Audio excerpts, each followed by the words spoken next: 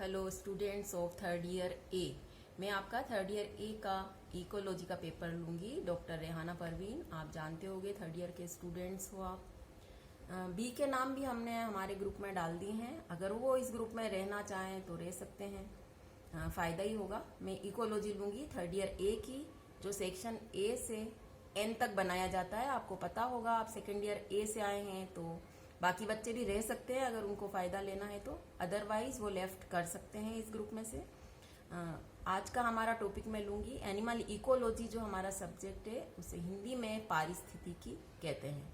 मैं दोनों term use करती हूँ, कोशिश करती हूँ कि हमारे इंग्लिश और हिंदी मीडियम वाले बच्चे समझ जाएं आसानी से। अगर आप कोशिश करेंगे तो किसी को कोई प्रॉब्लम नहीं होगी। ये आपको बुक वीरबाला रस्तोगी की ले सकते हैं आप, या शुक्ला उपाध्याय की ले सकते हैं। ध्यान से सुने, I repeat again, animal ecology by Veerbala Rastogi. ये हिंदी मीडियम और इंग्लिश मीडियम दोनों में अवेलेबल होती है। और एक और बुक का नाम बताती हूँ, शुक्ला एंड उपाध्याय। तो इकोलॉजी आप वेल नोन है, आपने फर्स्ट ईयर में पर्यावरण विज्ञान यानी एनवायरमेंट साइंस पढ़ी थी, उसमें भी इकोलॉजी शब्द आया था। फिर भी मैं समझाती हूँ आपको। It is the relation of animals to its organic as well as its inorganic environment. Organic environment आप समझते हैं, लिविंग थिंग्स उसमें आती हैं, पेड़ पौधे जीव जंतु। और इनऑर्गेनिक यानी नॉन लिविंग थिंग्स में एनवायरमेंटल फैक्टर्स हैं और जो भी कार्बनिक इनऑर्गेनिक मटेरियल्स हैं वो सब इसमें आते हैं। तो ये है इकोलॉजी। इसमें सबसे पहले हम जो टॉपिक लेंगे वो है इकोसिस्टम, पारिस्थितिकी तंत्र। ये भी आप बहुत अच्छे से जानते हैं। सबसे पहले इस तंत्र का नाम, इकोसिस्टम का जो वर्ड इस्तेमाल किया था 1935 में टेंसले नामक पारिस्थितिकी वैज्ञानिक ने इसका प्रयोग किया। पूरा नाम है उनका A.G. टेंसले। इन 1935 इन्होंने इसे यूज किया।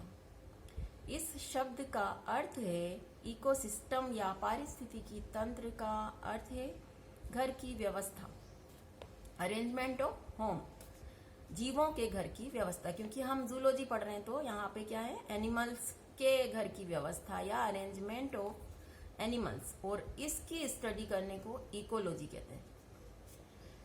ओडम एक बहुत बड़े पारिस्थितिकी वैज्ञानिक हैं, उन्हें फादर ऑफ इकोलॉजी भी कह सकते हैं हम। ओडम, उनका वर्क था सारा 1960 का, 1960 में उन्होंने इस पर बहुत काम किया।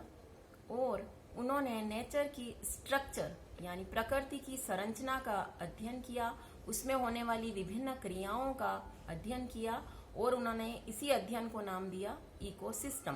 प्रकृति और वहाँ जो जीव जंतु हैं उन सब का परस्पर क्या रिलेशन है, क्या संबंध है, और उनमें आपस में क्या पारस्परिक रिलेटिव एक्टिविटीज होती हैं, उसकी स्टडी को इन्होंने इकोसिस्टम या पारिस्थितिकी तंत्र नाम दिया।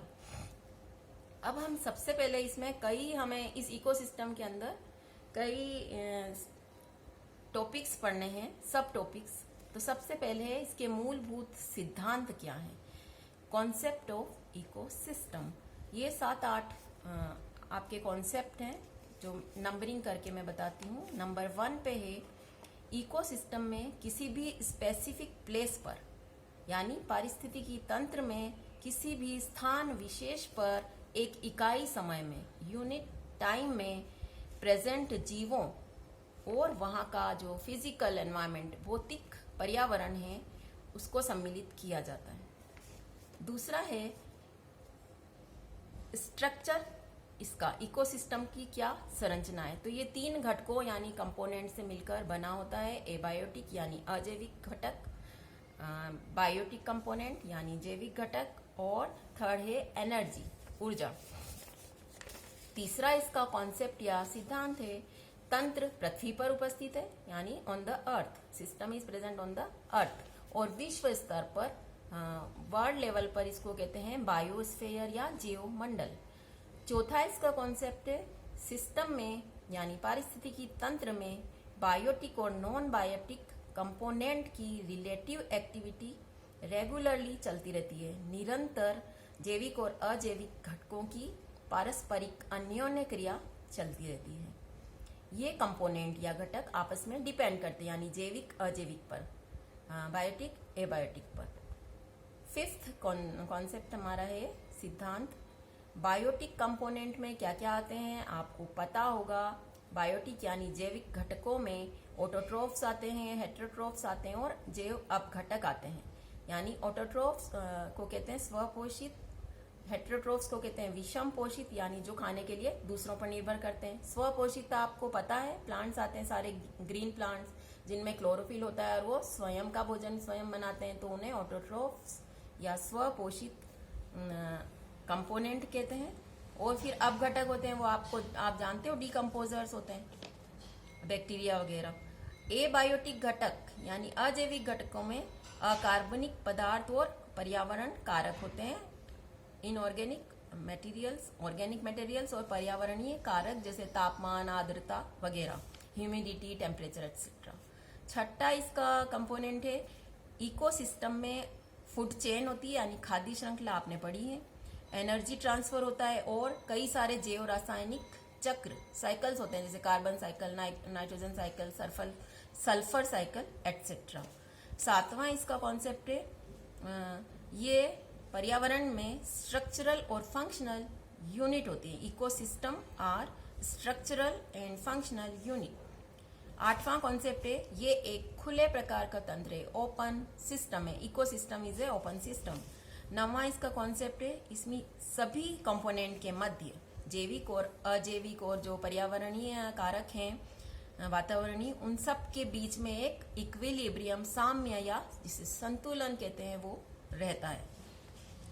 इसमें एनर्जी बहुत सारे सोर्स से आती है, पर मेन सोर्स 10वां कॉन्सेप्ट बता रही हूँ इसका इकोसिस्टम का। सूर्य का जो ऊर्जा है, सन एनर्जी मेन होती है इसमें। 11th है कॉन्सेप्ट स्वयं की उत्पादकता होती है। इकोसिस्टम की अपनी प्रोडक्टिविटी होती है, सेल्फ। लास्ट है ये विकासशील या विकसित तंत्र हो सकते हैं, दे में भी डेवलपिंग और विकासशील हो सकते हैं। विकासशील जो इकोसिस्टम है वो अस्थिर है और विकसित तंत्र स्थिर होता है, कांस्टेंट। तो आज का हमारा ये एक इंट्रोडक्शन था जिसमें हमने एनिमल इकोलॉजी और इकोसिस्टम का जनरल इंट्रोडक्शन देखा है। इस पे आपको जल्द ही असाइनमेंट मिलेगा, तो इसको अच्छे से आप देखें। इसका पीडीएफ भी मैं शेयर कर चुकी हूँ, तो उसमें से देख के आप अपना असाइनमेंट की तैयारी करें और अपनी अच्छी पढ़ाई करें। कोई क्वेरीज हो तो मुझे पूछें आप।